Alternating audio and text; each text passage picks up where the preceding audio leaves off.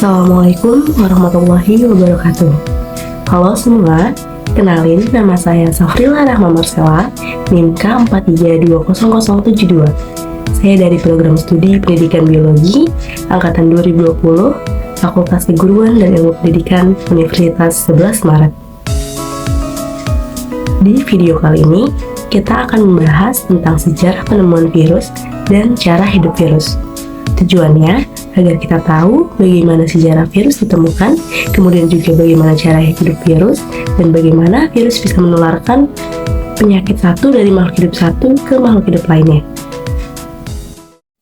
Seperti yang kita ketahui, virus merupakan metaorganisme.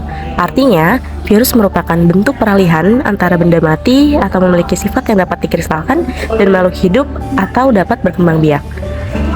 Maksudnya, virus dapat dikatakan makhluk hidup ketika ia di dalam tubuh inang, namun dikatakan benda mati ketika ia di luar inang atau ketika dalam bentuk kristal.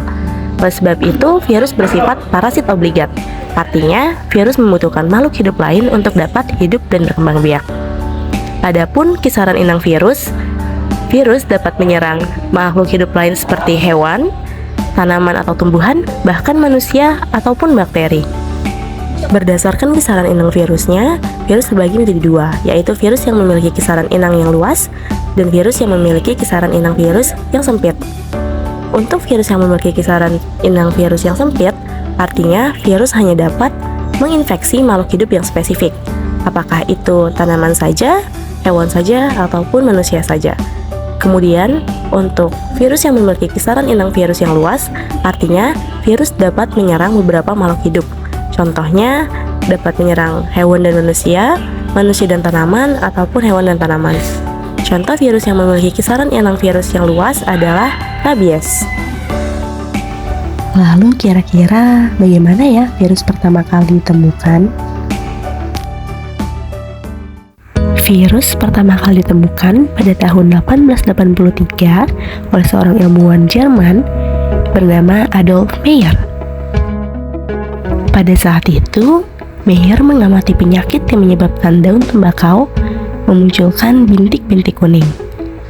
Karena penasaran, Meyer akhirnya melakukan sebuah percobaan.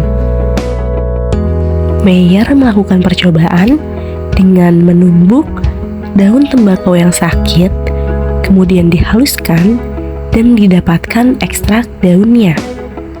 Ekstrak daun tembakau yang berpenyakit ini nantinya Meyer semprotkan kepada tumbuhan tembakau yang sehat. Dari hasil percobaan ini didapatkan bahwa tanaman tembakau yang tadinya sehat lama-kelamaan menjadi tertular penyakit bintik-bintik kuning.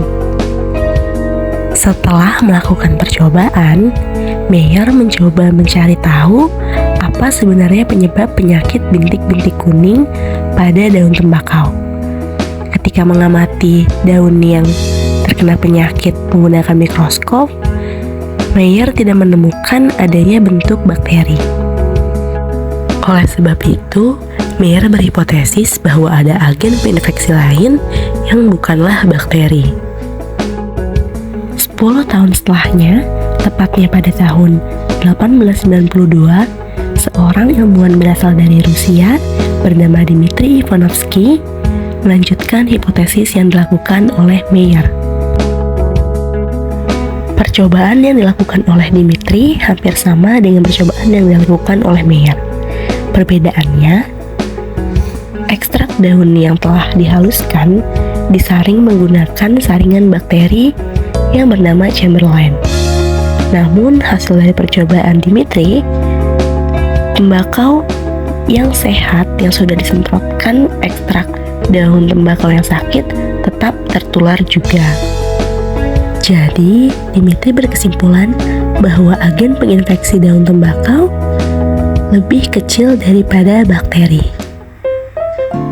Beberapa tahun setelahnya, seorang ilmuwan berasal dari Belanda pada tahun 1896 bernama Martinus Beijering menemukan bahwa agen penginfeksi yang ada di dalam getah yang disaring dapat berkembang biak dan tidak mati jika direndam alkohol.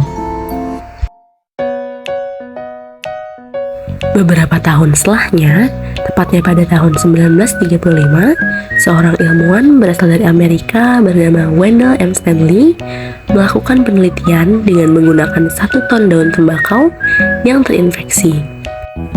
Daun tembakau yang terinfeksi ini kemudian Stanley temukan adanya kristal berbentuk jarum. Kristal ini kemudian Stanley simpan dalam botol dan tidak menunjukkan adanya aktivitas kehidupan. Namun, saat kristal tersebut dilarutkan dan larutannya diusapkan pada permukaan daun tembakau yang sehat, Stanley menemukan bahwa tembakau yang sehat ini kemudian tertular. Dari percobaannya ini, kemudian Stanley berhasil menemukan bahwa agen perinfeksi tersebut adalah virus. Stanley juga berhasil membuktikan bahwa virus ini terdiri dari asam nukleat dan protein. Itulah sejarah penemuan virus. Dari percobaan-percobaan yang dilakukan ilmuwan tadi, kita dapat mengetahui bahwa salah satu ciri virus adalah dapat menyebar dari makhluk hidup satu ke makhluk hidup lainnya. Lalu, kira-kira bagaimana ya virus dapat menginfeksi makhluk hidup satu ke makhluk hidup lain? Untuk itu, ayo kita simak video berikut ini.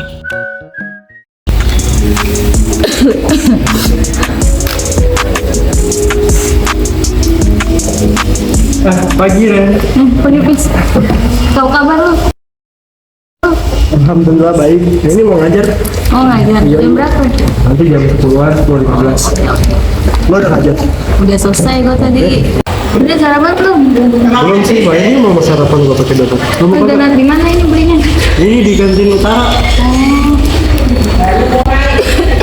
Aduh, kayaknya enak ya. 2.000 ini lumayan. Gila. Aku mau makan dulu. Aku bagi sedikit. Potong.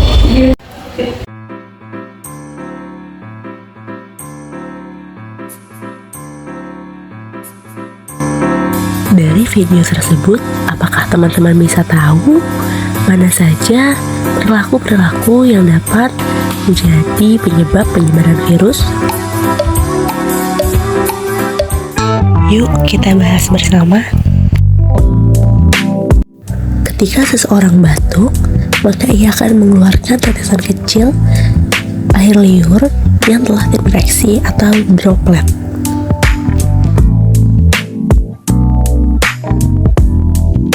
Kemudian, kontak fisik dengan orang yang terinfeksi virus juga dapat menjadi salah satu cara penyebaran virus. Dalam video tadi, kita bisa lihat bahwa pemuda tadi berinteraksi kontak fisik dengan tangan yang telah terinfeksi droplet.